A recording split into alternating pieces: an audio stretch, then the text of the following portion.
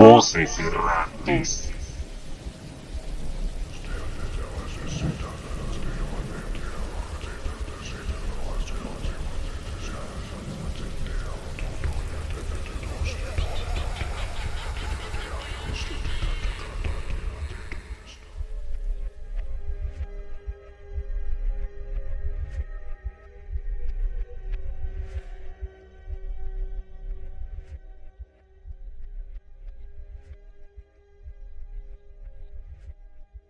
Muy buenas noches, oyentes. Bienvenidos una noche más a Voces Errantes. En la noche de hoy tendremos un podcast muy especial. Vamos a continuar con todo este tema de la Edad Media que hemos venido tratando hace ya una semana con el episodio número 5 de esta primera temporada y con el episodio número 2 de Susurros. Le queremos dar como siempre la bienvenida a Memo. Muchas gracias por estar con nosotros, Memo. Gracias a usted, Jefferson. Buenas noches a nuestros oyentes, nuestros errantes. Así es, pues vamos a seguir en este trayecto por esta edad tan influyente en todo el tema del terror y de la literatura en general. Sí, claro que sí. Vamos a empezar con pues el último tema que tratamos en el podcast anterior para tratar de retomar esa línea de tiempo un poquito continua. Y pues es que lo dejamos bastante abierto para continuar con un tema muy interesante en este capítulo, ¿no? ¿Qué pasa si yo a Memo le hablo acerca de unos seres tenebrosos con colmillos y que chupan sangre? ¿Qué se le puede venir a la mente? ¿Murciélagos?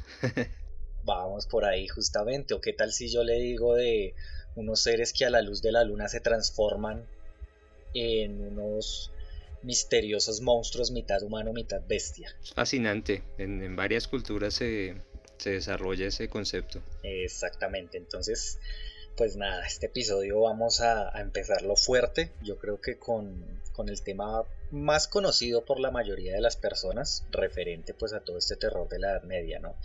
Así que, bueno, a Memo le damos la bienvenida, a ustedes oyentes también.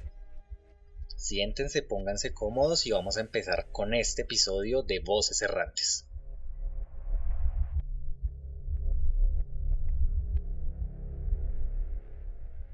Bueno, para antes de empezar este fascinante tema al que nos introdujo Jefferson, vamos a como atar algunos cabos sueltos que quedaron del capítulo pasado y así darle paso como a toda esa mitología que se empezó a formar en esta época del medioevo con todos esos seres paranormales o supernormales, como quieran llamarlos, que van de la mano pues del diablo, ¿no? Como veníamos asociándolo en el capítulo pasado y pues recordando que la asociación del diablo en todo esto del cristianismo y la unificación de todas esas deidades de las culturas y comunidades paganas se centró en un solo ser que sería Satanás, ¿no? Satanás, debido a las escrituras y parábolas que narraba Jesús o incluso Abraham, se cree que fue asociado con las cabras, o sea, como con esa imagen que tenemos del demonio de mitad hombre, mitad cabro, macho cabrío, se asoció primero a la parábola de las ovejas y las cabras, ¿sí? Donde Jesús separa las ovejas representando a los salvados y de las cabras representando a los condenados, ¿sí? Esta parábola está en Mateo capítulo 25 versículo 31 al 46 y pues desde entonces se asoció como esa imagen de Satanás con los cabríos. Eso nos da paso a un texto, una Biblia que es muy representativa de esta edad del medioevo. Se llama el Codex Giga y pues es un antiguo manuscrito pues que fue creado a principios del siglo XIII y está escrito en latín. Se cree que fue escrito por un monje al que apodan Germán el Recluso, no se sabe exactamente el nombre completo. Este manuscrito pues es increíble debido a su contenido y a su manuscrito, su arte en general y a su tamaño. Su tamaño es de casi 1 metro por 50 centímetros, 22 centímetros de ancho, cerrado obviamente, llega a ese grosor y tiene alrededor de 624 páginas, pesa 75 kilogramos, por lo que se requieren a veces 2 personas para moverlo, para transportarlo a otro lado. Y está como iluminado con tintas rojas, azul, amarilla, verde, dorada, y maneja todo ese arte gótico de la época, ¿no? Las letras capitales que son como tan representativas de esta era. Este manuscrito pues se encuentra en un estado de conservación casi perfecto. Se cree que hay varias leyendas que rondan este manuscrito de cómo se creó, como la historia del monje que lo hizo, porque se cree que lo hizo solamente una persona. Se han hecho estudios acerca tanto del papel, de la tinta, como también toda esta ciencia que tiene el estudio de las letras, la presión que ejerció el escriba en cada letra, en cada página, es la misma, por eso se cree que lo hizo solamente una persona. De ahí salen pues las primeras leyendas. Una es que este monje pues tenía que cumplir algunas penitencias y se aisló del mundo para cumplir esa penitencia, y se dedicó pues a escribir este libro como parte de un castigo para redimirse o para estar en paz consigo mismo y con Dios, ¿no? Esa es una de las creencias pues más aterrizadas, creería yo. Otra es que cometió alguna falta muy grave para el tiempo en el que estaba y fue condenado a muerte. Su condena fue morir por la técnica del emparedado, que llamaban en el tiempo. Era una de las técnicas de tortura o de muerte, pues, porque obviamente no iba a sobrevivir, en la que en una pared pues se abría un agujero y se metía pues al condenado allí, y se terminaba de construir el muro con él adentro, muriendo pues de asfixia. Obviamente el agujero era muy estrecho para que no durara mucho tiempo y fuera aún más tortuoso el deceso del condenado. Fue así entonces que él prefirió proponer un modo de su salvación, en el que iba a ofrecer un libro, un manuscrito que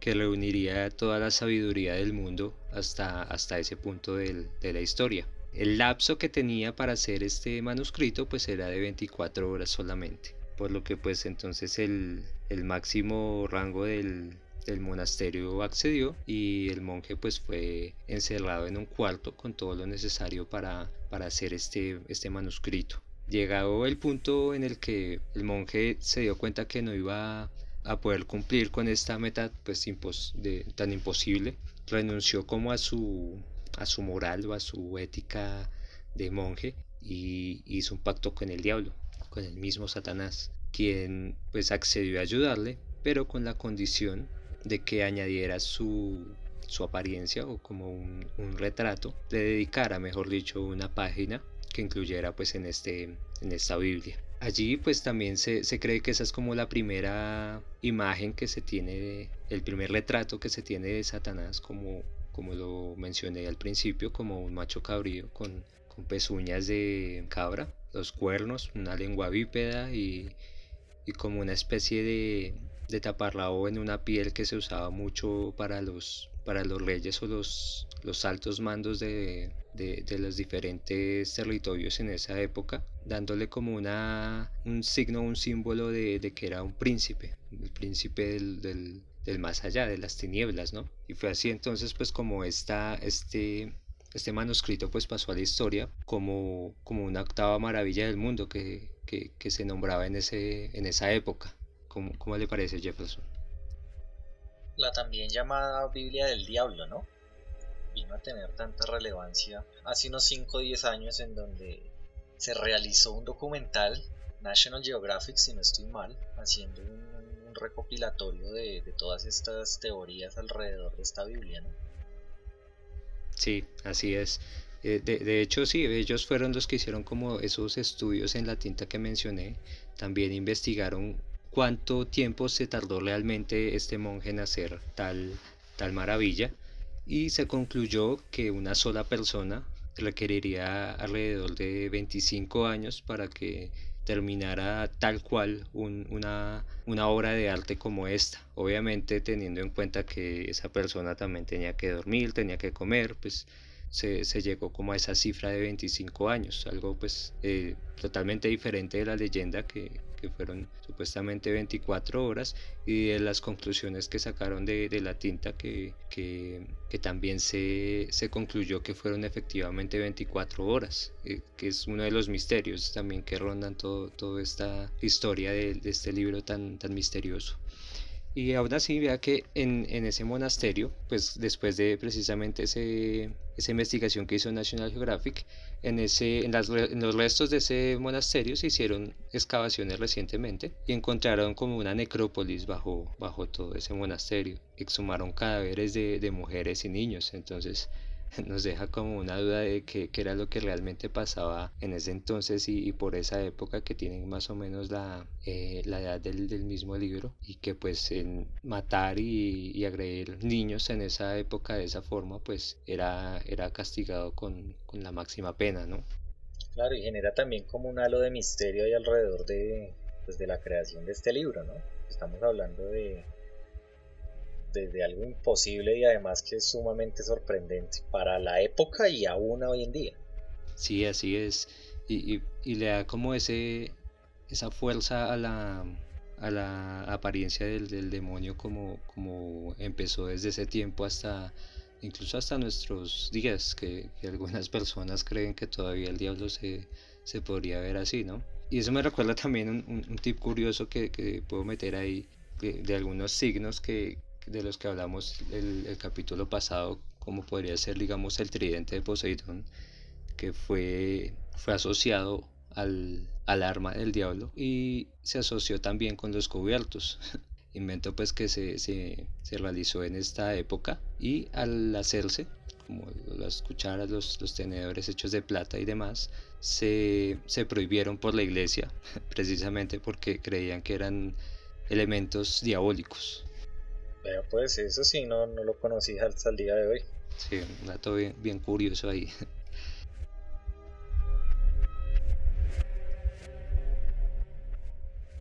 Y hablando también del diablo, hay otro manuscrito que se podría decir que es parte del Apocalipsis, que es el libro de las revelaciones. En este libro se le asoció al anticristo un código para que nunca se dijera su nombre, ¿sí? Así como en Harry Potter no se nombra a Voldemort, de igual manera aquí se le asoció como un código. Y ese código pues lo explicaban allí, o según estudios que se han hecho a partir de eso, fue que en el griego antiguo y en el hebreo también, cada letra del alfabeto le correspondía un número. Por estos números, pues si se hacía una suma, pues el nombre del anticristo daba 666. Y en otra parte de otro manuscrito más, de otro manuscrito póstumo que se encontró en una excavación en Egipto, que tenía relación con este mismo libro, era como una copia o algo así, decía exactamente lo mismo, pues con una leve variación, y es que en latín el número daba 616. Esto pues según estudios se asoció solamente a una persona, que fue Nerón. Sí, pues de hecho Nerón fue el que se le atribuye el gran incendio de Roma, ¿no? Quien prendió Roma cerca del 64, 65 después de Cristo. Sí, en el 64 después de Cristo, el 18 de julio. Sí, señor, se le atribuye, pero hay varias teorías referente a ello, porque en ese momento, según la historia, Nerón no estaba en Roma, y también se decía que mientras el incendio ocurría, él estaba disque tocando un violín. Dicen muchas historias, y pues el violín ni siquiera se había inventado en esa época, ¿no? Ya empezamos con la falta de argumentos sólidos ahí. Así es. El incendio, pues efectivamente se inició en el Monte Aventino, donde se podía ver el Circus Maximum de la época donde se hacían como todas esos espectáculos romanos y las persecuciones a los cristianos que recién empezaban. Y precisamente pues este señor Nerón era fanático de perseguir a los cristianos, crucificarlos y quemarlos. A él se le atribuye la muerte de San Pablo y San Pedro, que fue quien fundó la iglesia en Roma, ¿no? Se cree que donde está este monumento de la Basílica de San Pedro fue pues donde precisamente ocurrió esto. Él decidió pues quemar a Pedro y otros cristianos porque los acusó pues de haber iniciado ese incendio a Roma que quemó casi que el 70% de la ciudad, ¿no? Y pues todas esas teorías de que él había sido el causante se originaron como en sus actos posteriores a la catástrofe. Él apenas se enteró del incendio, pues volvió a Roma rápidamente, abrió las puertas de su palacio para dar refugio y comida a los afectados y inmediatamente empezó los planes para reconstruir la ciudad. Él pues incluyó en todos esos planes un deseo que tenía ya desde hacía tiempo, que era un enorme palacio que llamó el Domus Aurea en latín. Se traduce a Casa de Oro. Era tan grande que ocuparía casi un tercio de Roma. Al difundirse todos esos planes, la gente pues empezó a especular que él había planeado el incendio para construir su ambicioso palacio y cambiar su imagen siniestra ante el pueblo al ser caritativo con esas víctimas, ¿no? Entonces fue como matar dos pájaros de un solo tiro. Entonces todo esto y pues la persecución a los cristianos y matar a San Pedro, que era como una figura máxima ante los cristianos, pues hizo que su odio, el odio a los cristianos hacia César fuera muchísimo. Fue por este motivo que se cree que pues se hicieron todas estas escrituras a partir de esto, nombrando a Nerón como el anticristo, porque su nombre, Nerón César, según lo que dije inicialmente, asociado al alfabeto griego, si se suma así tal cual, da 666. Sin embargo, pues obviamente muchos nombres dan esas cifras si se suman y podría confundirse con una coincidencia, ¿no? Pero ahí va como la otra parte del hallazgo póstumo que se hizo a esa asociación de la suma de las letras, pero en latín. En latín el nombre se escribiría sin la última N, Nero César. Y esa suma daría 616. Y curiosamente la N en ese alfabeto hebreo le correspondía el número 50. Por lo que si a 616 le sumamos 50, quedaría el 666 del que estamos hablando. Exacto. Entonces eso como que de alguna forma cierra como esa leyenda que nace a partir del número de la bestia, que es el 666, en una escritura tan antigua, pues que según esto se concluye que fue asociado simplemente a una especie de demonio que tenían detrás los cristianos, que simplemente era un humano brutal y despiadado, obviamente con todos sus defectos y virtudes, pero pues para el pueblo cristiano fue realmente eso, ¿no? Un demonio. Sí, total, y yo creo que alrededor de ese número pues hay también varias teorías, ¿no? Incluso llegando a cambiarlas, porque hay personas que creen que digamos el número inverso, podríamos llamarlo, es el 888, ¿no? Que es considerado ya como el número de Jesús como tal, haciendo digamos que la misma analogía de conversión de letras a números. Pero vea Memo que la historia que usted nos cuenta respecto a Nerón yo también la había escuchado, pero con una ligera diferencia, podríamos decir. Porque pues lo que yo tenía entendido era que pues el acrónimo con el que sale el 666, más que como una suma, era como, digamos que las iniciales en una terminación de números. Entonces pues le comento la teoría como yo la conocía.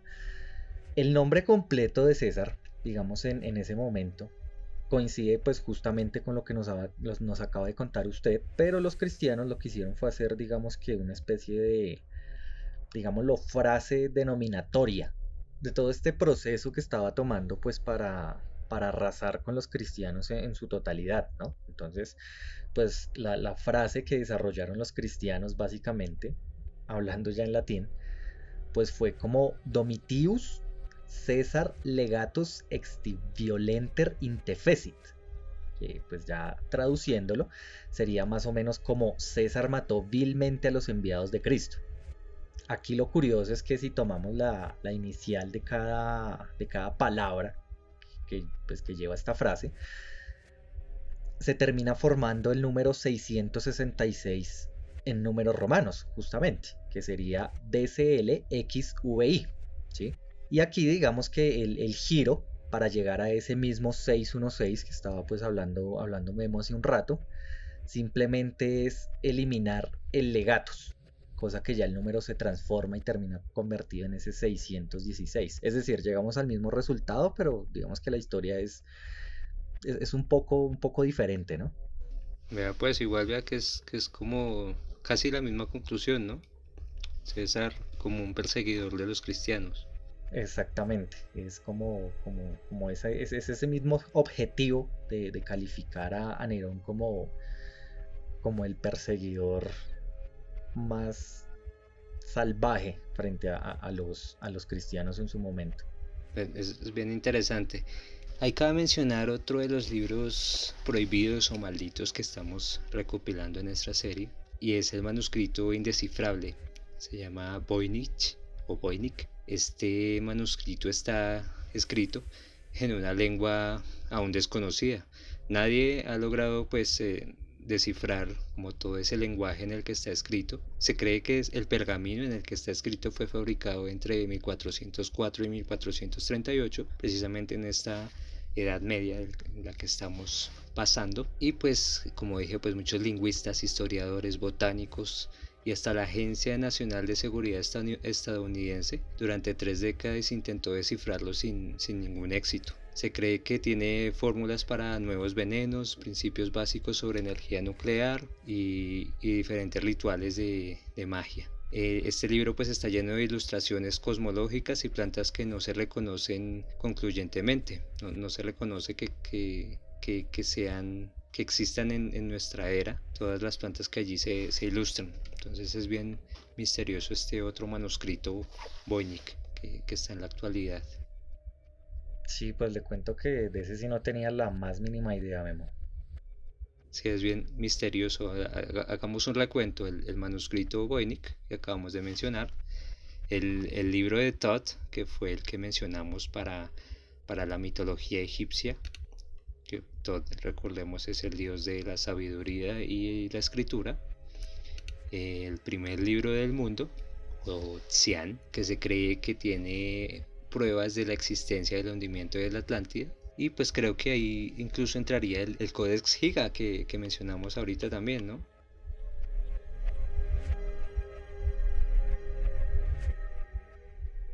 Bueno, y cerrada como esa etapa del cristianismo en todo este recorrido por la Edad Media, yo creo que podemos ya pasar a temas más supranormales, ¿está bien decirlo? Paranormales es una palabra un poquito más adecuada, ¿no? Sí, paranormales. Sin embargo, todo esto está, como dije, relacionado con culturas y creencias paganas también, que vamos a ir abordando a partir de este punto también. Y precisamente me remonto a los vikingos, que realmente nacieron y tuvieron como su época dorada, por así decirlo, en esta Edad Media. Estos vikingos pues tenían una élite que eran los berserker. Estos berserker eran pues, según se describen en escrituras inglesas, eran, como dije, pues guerreros de élite. Casi podían combatir pues la guardia personal de rey por su fiereza y su violencia en la que atacaban en el campo de batalla.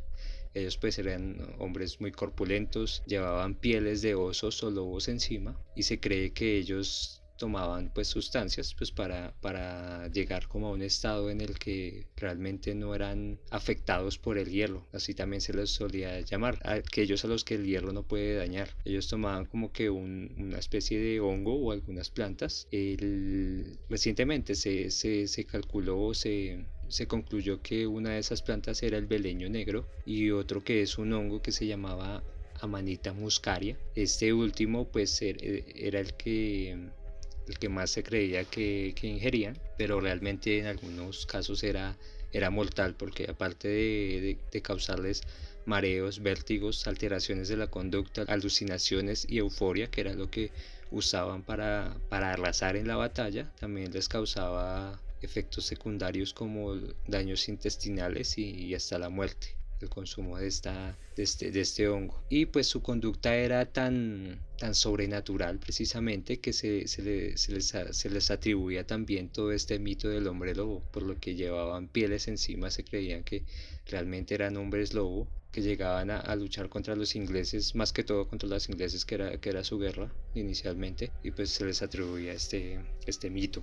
Bueno, la leyenda del hombre lobo que aparece en bastantes culturas a lo largo del mundo, ¿no? Sí, sí, pues tiene varios orígenes. Este podría ser uno, yo creo, pues datando casi el 700-800 después de Cristo en toda en todo este viejo continente europeo, ¿no? De ahí saldrían pues otras historias o nacerían otras en otros lados que en París hay varias, ¿no? Sí, por Europa tenemos varias y pues incluso en sitios donde uno no esperaría, ¿no? Porque pues mucha gente considera que pues que la leyenda del hombre lobo en su esencia nace sobre todo como una superstición, ¿no? Y muchas personas pues creen que es una superstición sumamente antigua que viene de milenios y milenios atrás. Y digamos que eso sí se alcanza a notar porque pues a pesar de que no en todas las culturas era como tal un hombre lobo, sí se ve esa metamorfosis que tiene digamos, la leyenda a través de los animales representativos. Entonces vemos, por ejemplo, como en África, por ejemplo, pues las personas no creen en hombres lobo, pero ellos creen en hombres hiena, incluso en hombres leopardo. Nos vamos hacia la India y allá pensaban básicamente que los tigres, que pues eran enemigos de los hombres, ¿no? Sabemos que en la India con el tigre de Bengala que siempre ha estado presente, pues ellos eran capaces de convertirse en humanos para atraerlos y después atacarlos, ¿no? Incluso si nos acercamos más hacia este lado, hacia Latinoamérica, pues ahí también vemos leyendas con hombres tigres, pero pues más asociados hacia los felinos que encontramos aquí en la zona selvática, ¿no? Con jaguares, con pumas. Y encontramos, por ejemplo, mitos bastante importantes aquí en toda la idiosincrasia latinoamericana, como la leyenda, como el mito del Runa Uturuncu, que básicamente es el hombre puma, que lo vemos pues en la zona del norte de Argentina, o incluso vemos la leyenda del hombre tigre, que eso ya se encuentra más hacia la zona de Paraguay, pero digamos que todos estos, no sé cómo llamarlos, como mitos de hombres bestias se vienen viendo sumamente desarrollado alrededor del mundo, incluso pudiendo decir que sin excepciones, ¿no? Lo cual a mí me parece bastante curioso, sobre todo desde el punto de vista de que el que tomó más fuerza pues fue el europeo, y de hecho creo que a día de hoy el que se considera como el originario es el europeo, ¿no? El hombre lobo en todo su esplendor, este creado pues en el imaginario europeo, ¿no?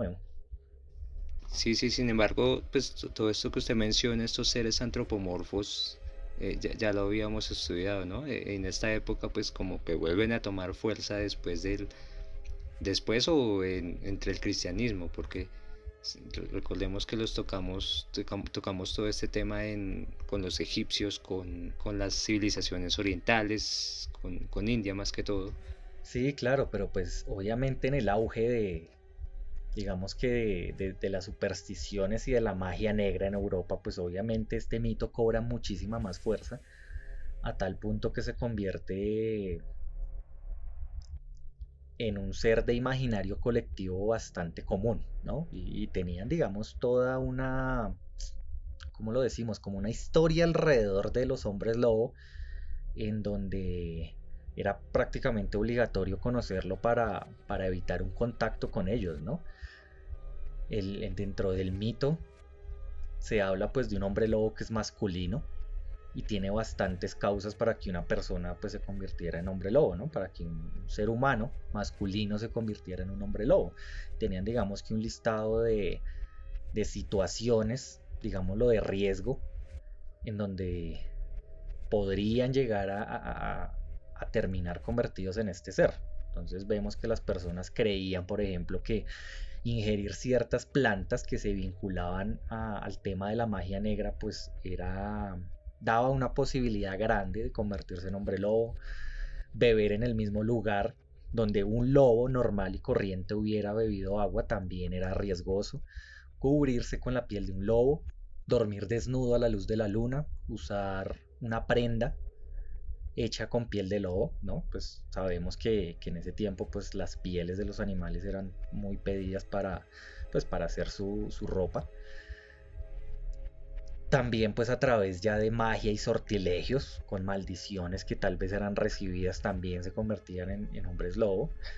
Ser el séptimo hijo varón de una familia y no ser bautizado. Entonces empezamos también a ver ya una relación entre religión y mito, tratando de, pues creería yo, de llevar a las personas hacia estos sacramentos para evitar, digamos, tener este fin, no sé, malévolo, podríamos llamar. Y pues la más común, que creo que es la que conocemos a día de hoy, que es pues a través de la mordedura de otro hombre lobo, ¿no? Sí, eso me recuerda pues precisamente de todas estas leyendas y narraciones del hombre lobo. Y sale, posiblemente sale una historia que conoceríamos todos, que es de la de Caperucita Roja, ¿no? Hay una película que se llama La chica de la capa roja, pues, que precisamente como que le da un vuelco a la historia que conocemos, incluyendo al lobo pues como un hombre lobo. Y es una historia como una adaptación bien interesante como para un público más adulto. Entonces como todo esa atmósfera en la que se desarrolla todo ese mito del hombre lobo lleva como a ese cuento que pues se escribiría incluso poco tiempo después. Eso fue en el siglo XVII, creo, XVI, que se escribió la primera adaptación de Caperucita Roja. Pero pues recomiendo como la película que les mencioné, que es bien interesante su teoría. Sí, claro, ahí estamos como siempre pues pendientes a estar llenando ese listado de referentes cinematográficos, ¿no? Pero el tema del hombre lobo, digamos que empezó a desarrollarse literariamente cerca del siglo XIII con un escritor llamado Gervasio de Tilbury, que pues es de los primeros que se tiene registro que escribió acerca de estos seres. Y en un escrito pues asoció la transformación de un ser humano, de un hombre, como habíamos hablado, con la aparición de la luna llena, ¿no? Digamos que fue la primera adaptación que se hizo ya del mito, en donde pues se dice que con la luna llena el hombre se transforma en hombre lobo, ¿no? Pero pues este concepto fue, digamos que abandonado y no se veía tan asociado con el hombre lobo hasta que ya empezó a ser adaptado por todos estos cuentos de terror modernos, ¿no? Ya cuando hacia, no sé, tal vez 1800, 1900 ya volvieron a retomar todas estas escrituras y ya empezó todo como a ser un imaginario colectivo enfocado hacia una literatura de terror pues ya obviamente mucho más desarrollada. Entonces pues vemos que la mayoría de esas referencias contemporáneas al hombre lobo pues están de acuerdo con ese imaginario de que un hombre lobo pues es asesinado con una bala de plata, ¿no?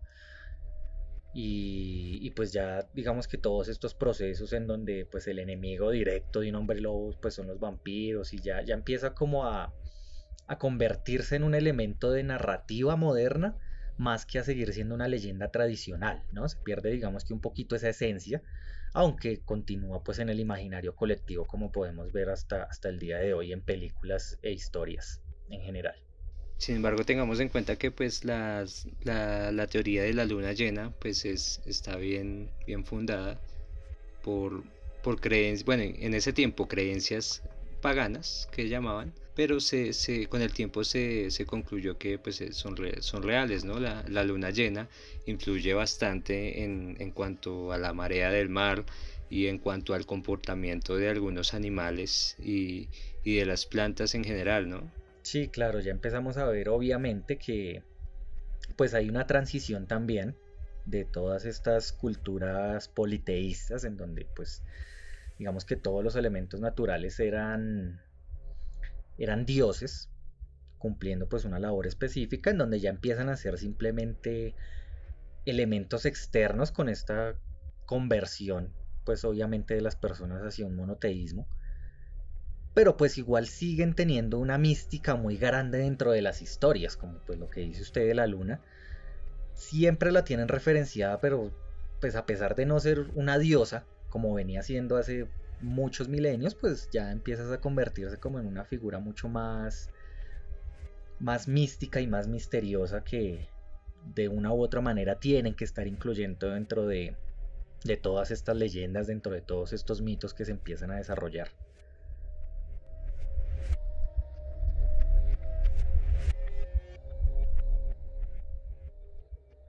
Bueno, Memo, y volviendo a la introducción que hicimos de este episodio, me decía usted que si yo le hablo de unos seres con colmillos que gustan beber sangre, lo primero que se le venía a la mente eran los murciélagos, ¿no? Sí, claro. Bueno, pues creo que ya habiendo dado una contextualización más grande de todos estos seres místicos y misteriosos y todas estas leyendas ya un poco de terror que empezaron a generarse en el medioevo, tal vez ya se le viene a la mente una historia un poco diferente, ¿no?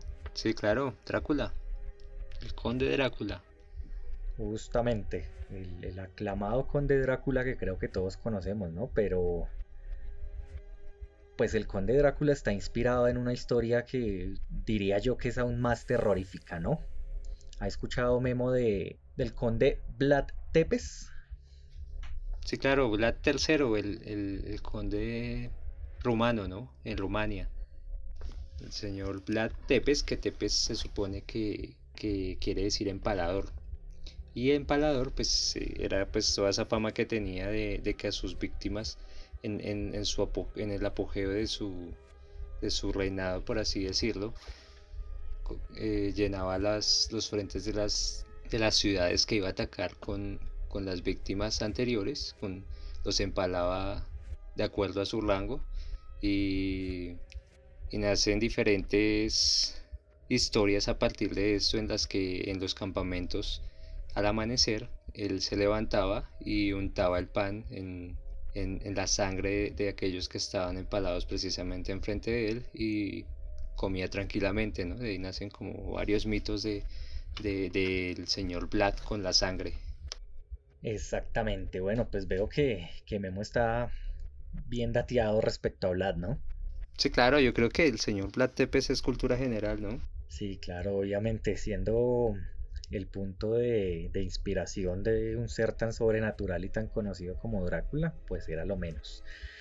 Pero bueno, le cuento, Memo, que pues Vlad fue un príncipe de Valaquia en el siglo XV, que pues ganó justamente esa fama de crueldad que contaba usted, gracias al gusto que tenía por la sangre y por la tortura y digamos que por ser bastante cruel y sanguinario en su manera de mandar, ¿no?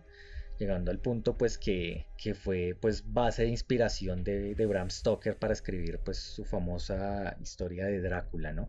Valaquia pues es una ciudad que queda en la actual Rumanía, que básicamente limitaba pues con el Imperio Otomano hacia la zona sur y con Transilvania al noreste. En ese momento pues Transilvania no formaba parte, digamos que de esta zona, entonces pues era como un territorio aparte que limitaba pues con este reino de Valaquia, y hacia la zona este pues quedaba Moldavia. Entonces pues es una zona bastante boscosa como la conocemos a día de hoy. Y bueno, en su momento pues estaba pasando por varias guerras bastante complicadas.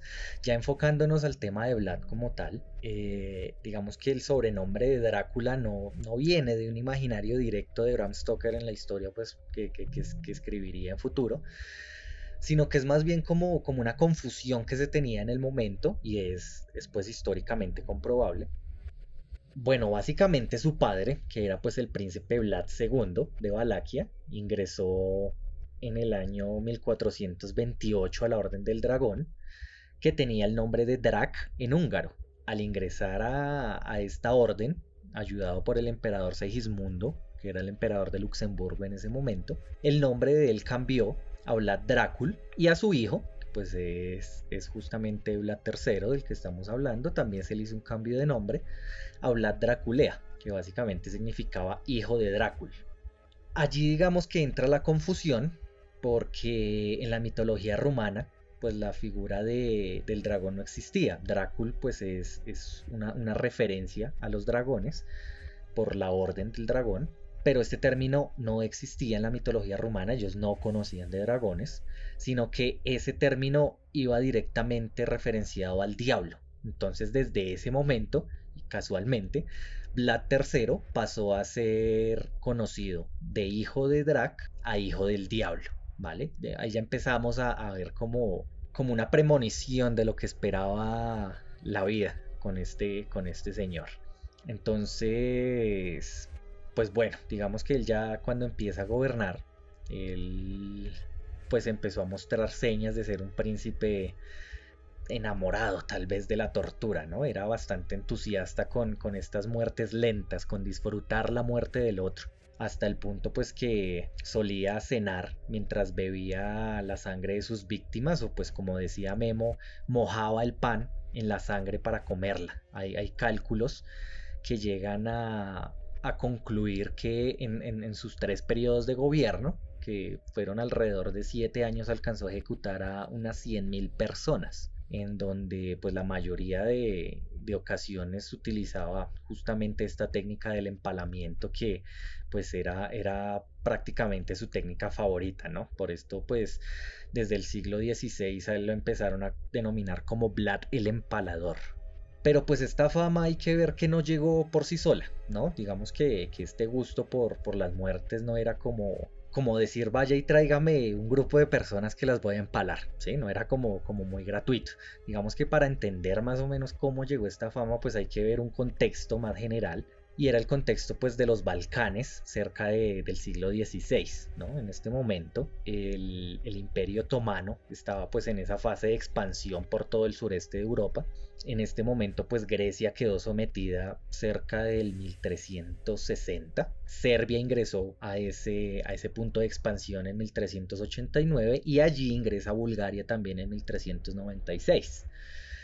Frente a este imperio otomano que estaba en ese proceso de crecimiento se encontraba el reino de Hungría, y tenía varios principados en donde pues se incluía la actual Rumanía, que en ese momento se dividía en dos y era básicamente Valaquia y Moldavia. Aparte pues de Transilvania, que digamos que era una especie de territorio autónomo que también pertenecía a Hungría, pero pues tenía como sus libres decisiones dentro de este territorio.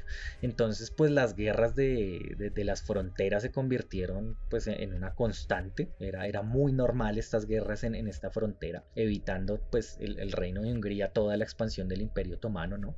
Y lo curioso del hecho es que eran guerras de muchísima violencia. Era una violencia gigantesca, en donde las ejecuciones y las represalias que se tenían unos con los otros pues eran gigantescas y estaban prácticamente a la orden del día, ¿no? En ese momento pues hay que entender que Vlad pues fue prácticamente un producto de este ambiente de guerra, ¿no? Entonces la vida de él prácticamente fue una lucha constante para tener una supervivencia y para poder captar el poder general. Entonces pues ya empezamos como a entender un poco más. Aquí ya podemos ver que la fama de Vlad pues se debe a los métodos que usaba pues prácticamente en la guerra, para empezar digamos que a tener un nombre y tratar de brindarle a sus enemigos un miedo total, un terror prácticamente.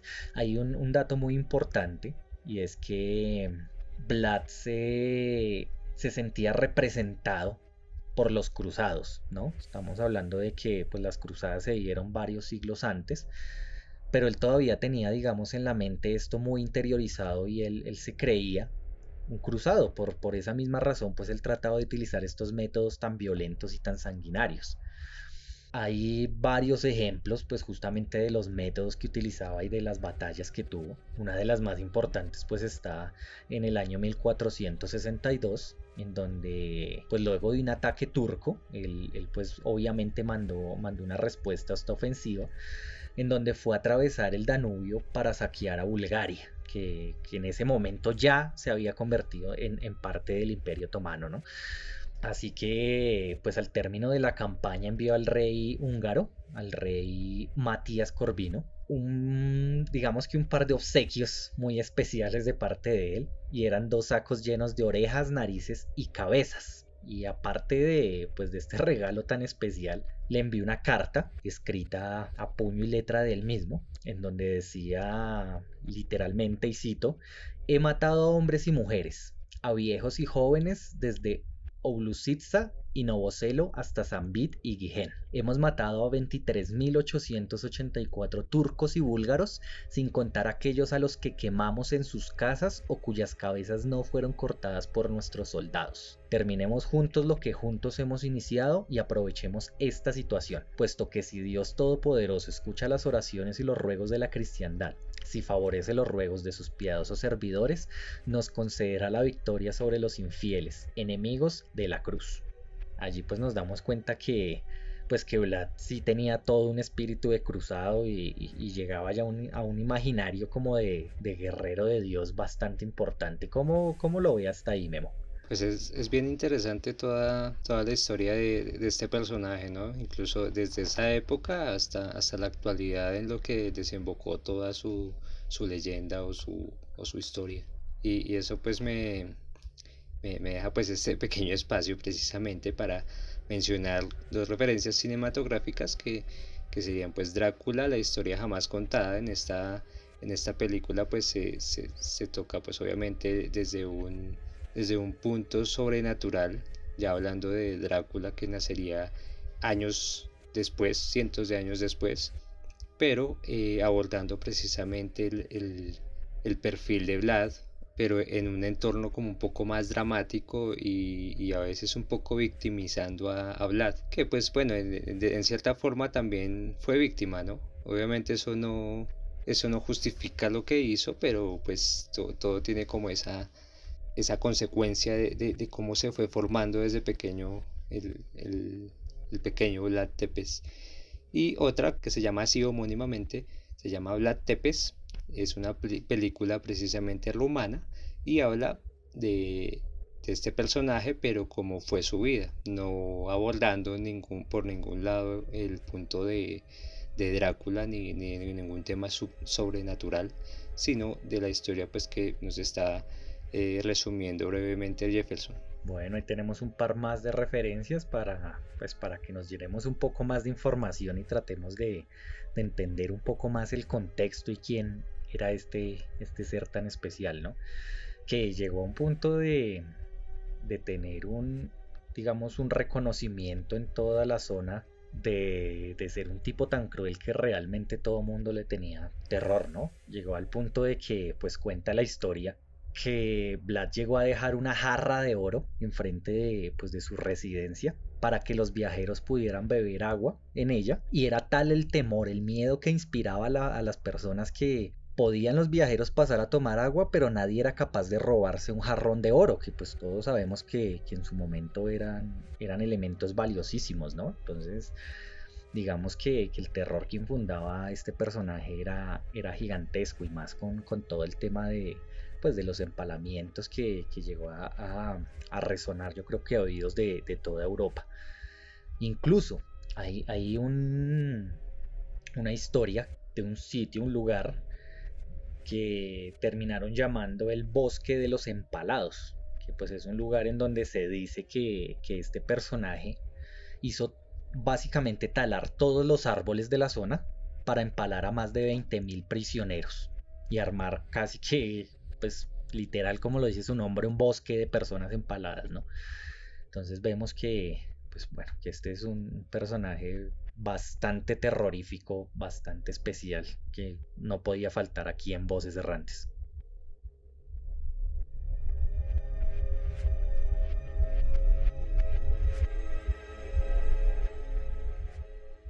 Bueno, y pues sí, en la historia sí necesitábamos pues una referencia o una inspiración para un vampiro que fue pues la Tepes. También pues necesitábamos una vampiresa, ¿no? Precisamente traigo a colación la vampiresa, con una referencia histórica, curiosamente en Hungría también, pero en 1560, ¿sí? Se llama esta señora Elisabeth Báthory. Ella fue una condesa, muy educada ella, pues se le asignó un marido. El marido pues iba a las guerras y pues ella pasaba mucho tiempo sola en el castillo de su esposo. Sin embargo, pues cuando se veían, él le enseñaba algunas técnicas de tortura que él practicaba en sus batallas o con sus prisioneros de guerra. Ella pues cuando se aburría empezaba a infligir o a practicar todas estas torturas en sus sirvientas. Ella las dejaba en la nieve y les echaba agua fría para ver cómo morían de hipotermia, les clavaba alfileres bajo las uñas, solo por diversión. El tiempo pasó y el marido pues murió y ella pues se quedó con todo ese castillo para ella, ¿no? Ella cuando supo que su esposo murió echó a su suegra y a los familiares de su marido que vivían allí y mandó encerrar en los sótanos a las sirvientes que le eran fieles a la familia del esposo. Y con ellas pues siguió practicando todas estas crueles torturas. Les cortaba la lengua, les cosía los labios, mejor dicho. Podríamos seguir y seguir con las prácticas que se cree que ella realizaba a las pobres sirvientas. Los años pasaron y pues cuando ella notó que envejecía, empezó a investigar tratamientos para rejuvenecer, consultando alquimistas y magia negra o diferentes rituales que tenía a su alcance. Y llegaría pues el día en que nacería su obsesión por la sangre, en el que una de sus sirvientas se estaba peinando su cabello y sin querer pues le dio un jalonazo, ¿no? Con el cepillo. Ella pues enfureció y la golpeó hasta salpicarse con su sangre. Y fue entonces que se dio cuenta pues como la sangre de esta joven como que de cierta forma o según ella humectó las zonas de su rostro pues donde fue salpicada y ordenó pues cortarle las venas a la pobrecita y desangrarla como en una especie de bañera de la época para que ella se sumergiera en el líquido rojo y adoptara pues esa costumbre de ahí en adelante para sentirse joven, como para rejuvenecer. Sin embargo pues con el tiempo notó que sus baños pues ya no funcionaban porque pues ella seguía envejeciendo y enloqueciendo aún más.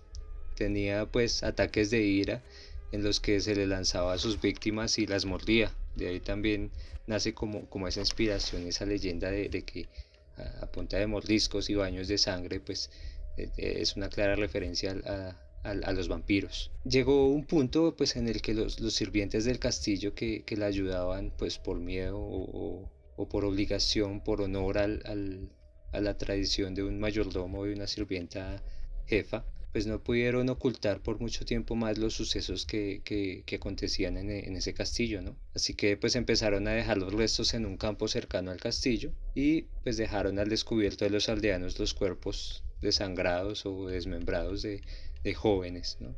Eran jóvenes de más o menos 9 a 17 años, siempre mujeres, según lo que se cuenta.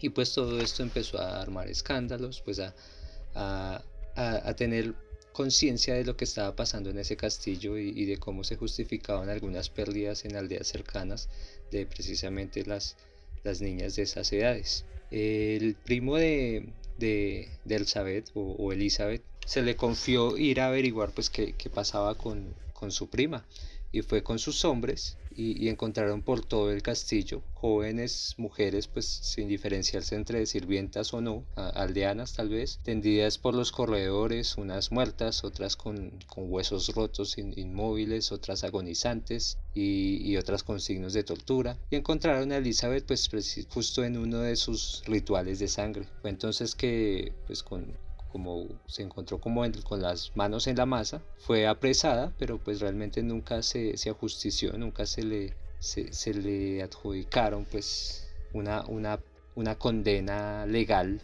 oficialmente, porque se cree pues que el primo llegó a un acuerdo con el rey para que el apellido de la familia no se viera ensuciado con los actos de esta señorita, ¿no? De todas formas, pues ella fue encerrada, pues obviamente se tomaron medidas, fue encerrada en un calabozo en el mismo castillo y duró allí en cautiverio 4 años para para luego pues fallecer y ser enterrada en el panteón familiar.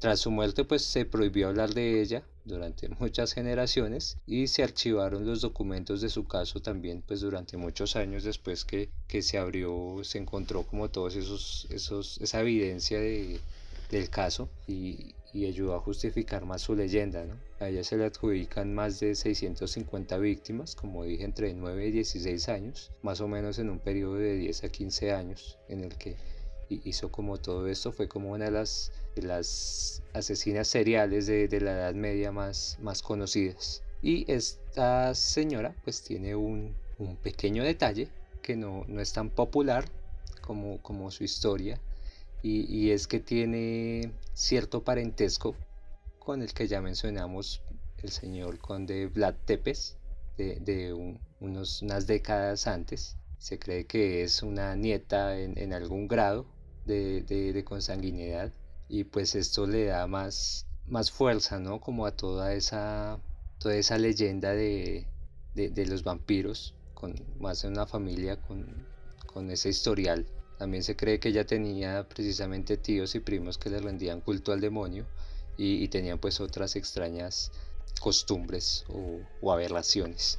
Entonces es como toda una familia de vampiros, ¿no? Sí, claro, nos da para empezar a creer que es justamente, como lo dicen todas las historias, que es un linaje de nobles que rinden culto a la sangre y a la muerte en todo su esplendor, ¿no? Así es. Y pues bueno, de ella también tenemos varias adaptaciones, varias menciones en el cine y en series. Una película pues que es reciente y pues es una buena referencia, se llama La Condesa, es del 2009 y pues está adaptada pues a la historia de la señora Bathory. También se le menciona o aparece como un personaje antagónico en la serie de Salem. Es una serie de brujas, pero ella aparece pues obviamente también como una bruja y se describe como toda esta leyenda de sus baños en sangre y así, y cómo así logró vivir durante años hasta la época victoriana en la que se adapta esa historia. Es bien interesante esa serie.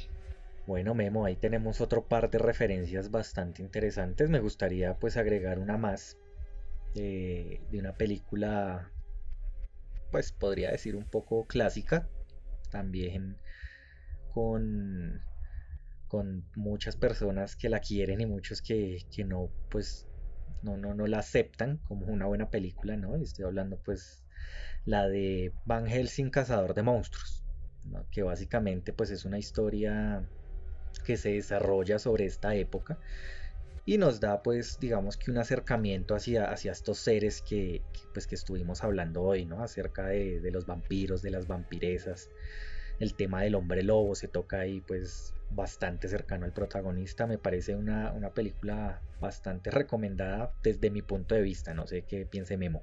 Sí, claro, ahí también se tocan pues diferentes seres mitológicos que nacen en esta era y son adaptados en las siguientes edades que vamos a ir abordando y uno de ellos es Frankenstein también, ¿no? Él aparece ahí, es una película bien completa en cuanto a referencias de literatura de terror, ¿no?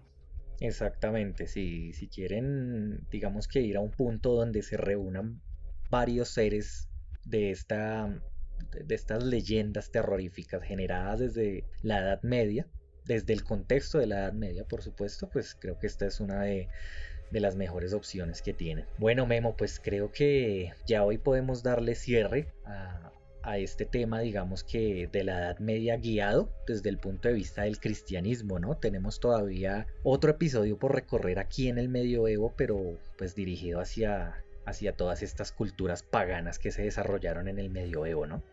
Sí, así es, ya viene pues es bien interesante también abordar todo ese tema, es fascinante. Personalmente me gusta bastante entender o como comparar de cierta forma todas esas culturas de esa época y que incluso actualmente por todas las circunstancias de nuestra época que permite ciertas libertades o cierta liberación mental de algunos yugos que existieron en la Edad Media y que acabaron con todas esas creencias que de cierta forma tienen algún valor para la humanidad.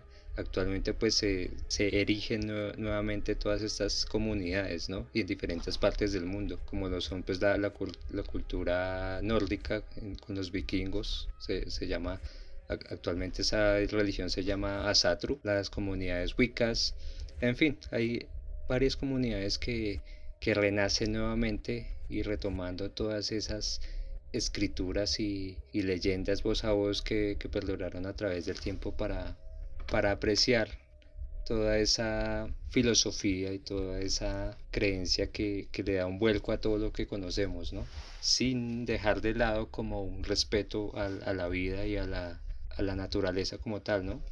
Totalmente. Estas fueron pues culturas de mucho peso que de no haber existido pues yo creo que el rumbo de la humanidad hubiera sido muy diferente. Entonces pues casi que vamos a cerrar con broche de oro todo este espacio de la Edad Media, hablando pues de este amplio catálogo de culturas paganas que tuvieron un desarrollo enorme durante la Edad Media. Entonces estén muy pendientes porque pues la otra semana nuestro siguiente podcast va a ser bastante denso en cuanto a información y aparte de eso pues también vamos a estar muy activos durante la semana con varios susurros estableciendo unas cuantas historias más aparte de las que contemos en el podcast.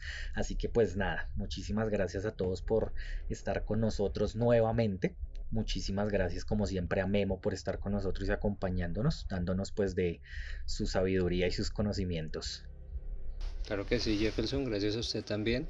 Recuerden seguirnos en Instagram como Voces Errantes. Subimos capítulo todos los lunes a las 8 de la noche.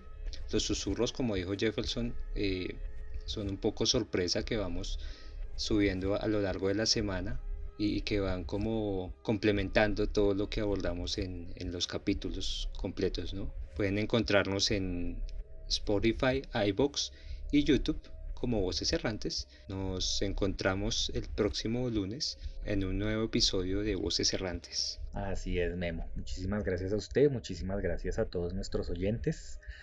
Yo soy Jefferson y esto fue otra noche de Voces Errantes.